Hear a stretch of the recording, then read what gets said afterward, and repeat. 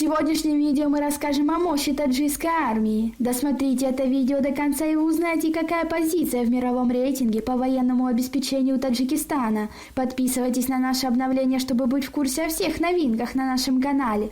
За год армия Таджикистана поднялась на 16 позиций в мировом рейтинге военной мощи. В ежегодном глобальном рейтинге военной мощи, составленной компанией Global Firepower, Таджикистан занимает 96-е место среди 136 государств, но остается самой слабой в регионе как по численности, так и по обеспечению вооружением и военной техникой.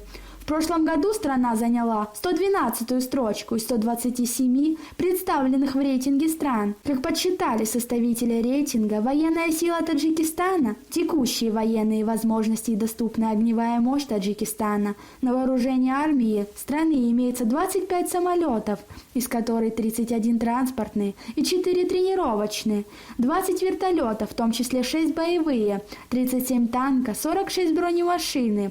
Общая численность военного персонала Таджикистана составляет 14,9 тысяч человек, из которых 7,4 тысячи являются действующим персоналом армии, а 7,5 тысяч человек находятся в резерве. Говорится в рейтинге, таджикская армия, в отличие от других армий страны постсоветских стран, ничего не получила в наследство от советской армии. Армия этой страны считается самой слабой в Центральной Азии как по численности, так и по обеспечению вооружением и военной техники. Глава МИД России Сергей Лавров на совместном со своим таджикским коллегой Сираджином Асловым пресс-конференции 9 апреля заявил о намерении Москвы продолжать поддерживать Таджикистан в военно-техническом отношении и оказывать таджикским друзьям содействие в модернизации и техническом переоснащении их вооруженных сил, наращивания потенциала по охране государственной границы.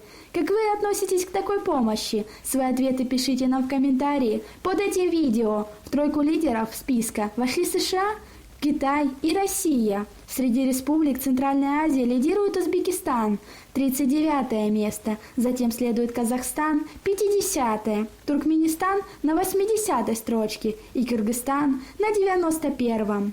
На этом у нас все. Оцените наше видео подпиской и лайком.